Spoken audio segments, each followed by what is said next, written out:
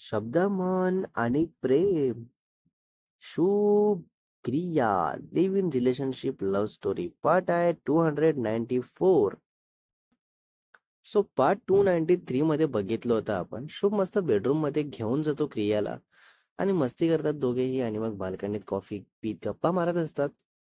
तर क्रिया विचारते की आताच इतकं जवळ जवळ राहतो, लाईक रोमॅन्टिक टाईप वागत असतो, मग लग्नानंतर घरी सगळे असतील तर तेव्हा काय करशील?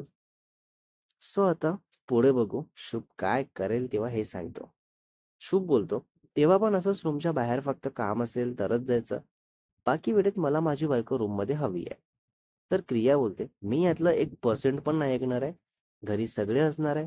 सो असं सतत रूम मध्ये मलाही नाही आवडणार, कळलं ना? तर शुभ बोलतो, अगं मी कामात असताना तू बाहेर असणार ना, लाईक किचन मध्ये, हॉलमध्ये. मग बाकी वेळेत रूम मध्ये नाही तर मग कुठे राहायचंय तुला? हा. क्रिया बोलते, फर्स्ट थिंग, ऑफिस कंटिन्यू असेल माझं, सो घरी थांबायला नो चान्स. आणि सुट्टी असेल तेव्हा बघू. तर शुभ बोलतो, बघू वगैरे काही नाही हं. दुपारी घरचे झोपले की तू पण रूम मध्ये यायचं आणि मग सुरू करायचं आपलं हॉट रोमॅन्स. ऐ ऐ. तर क्रियाची कॉफी पिऊन होताच उठून उभी होत बोलते की बघू जेव्हाचं तेव्हा. तर शुभ तसंच स्माइल करत बोलतो की अच्छा, म्हणजे तुझी पण इच्छा असते पण तू जस्ट घरच्यांमुळे नको नको बोलत होती.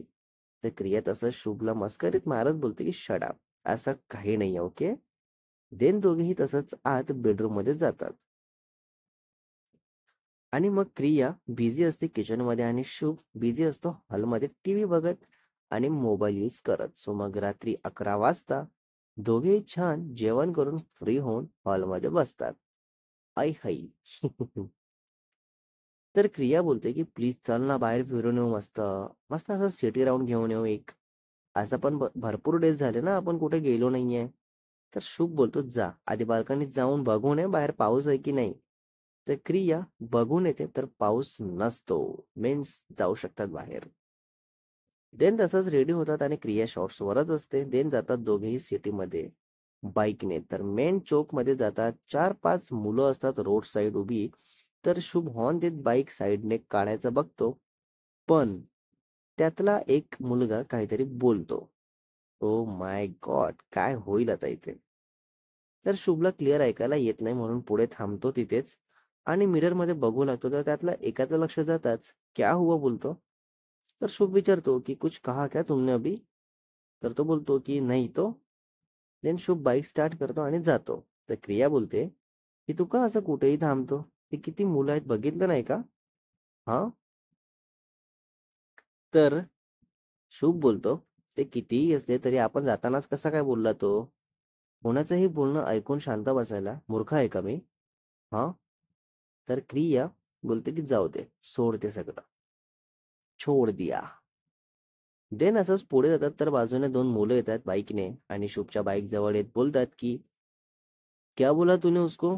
तर शुभ सांगतो, अरे मैंने सिर्फ उसको पूछा कि तूने कुछ बोला क्या, बस इतना ही. तर तो बोलतो, लड़की साथ में है इसका मतलब ये नहीं कि बहुत बड़ा होगा तू, समझा ना? आगे से ऐसा कुछ करना नहीं, याद रख. तर शुभचा राग लिटरली डोक्यात जातो. ओ माय गॉड, काय करेल आता शुभ? तर तसाच शुभ बाईक थांबवतो आणि क्रियाला उतर बोलतो. तर क्रिया शुभचा हात घट्ट पकडून बोलते की प्लीज थांब, तू जाऊ नको, प्लीज. हे सगळं सोड, तू घरी चल आधी. शुभ ऐक माझं. तर ते दोन्ही मुलं थांबत नाही, असेच बाईक स्पीड मध्ये पुढे घेऊन चालले जातात. तर शुभ बोलतो की तू का घाबरते ग इतकी? आपल्याला काय खाणार होता का तो? एक दिलो असतो कानाखाली तर त्याचा पूर्ण आवाज बंद झाला असता. तू उगाच घाबरते.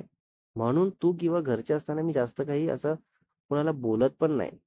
आणि असे समोरून येत असे आले तर राहवतही नाही मग मला. कळलं? हं. तर तसंच क्रिया टाईट हग करत बोलते की शट अप. असं कोणत्याही नालायक मुलांसाठी आपण असले काही कामं करायचे नाही. कळलं? चल घरी, मस्त टाईट हग करून झोपते. देन तसंच दोघंही काही वेळाने घरी येतात आणि मग क्रिया तसंच शुभचा हात पकडूनच असते. तर शुभ बोलतो की अगं आलोय आपण घरी. आता तर हात सोडून नॉर्मल चल ना. हा. फायनली. तर क्रिया बोलते की बिलकुल नाही. जिथे कुठे सोबत जाऊ आपण तिथे तिथे असंच हातात हात घेऊनच चालणार मी. आणि जर तुला प्रॉब्लेम असेल तर असू दे. I don't care. देन आत जातात, डोअर बंद करतात आणि मग शुभ मस्त टी शर्ट रिमूव्ह करून बेडरूम मध्ये घेऊन जातो क्रियाला आणि तसंच दोघेही बेडवर हग करून लेटून असतात. Finally night time. आणि मग क्रिया बोलते की शुभ मी काल जेवण बनवताना मम्माला बोलत होती. तर मम्मा परत लग्नाबद्दल विचारले मला. यावेळेस जरा लाडाने प्रेमाने समजूत काढत असल्यासारखं बोलत होती, म्हणजे मी रागात रिॲक्ट नको व्हायला म्हणून. पण मला हे कळतच नाहीये की इतकं हट्ट का करताय मम्मा आणि पप्पा. त्यांना का नाही समजत आहे माझं बोलणं सांगणं. समजायला तर हवंय. So next part is coming soon guys.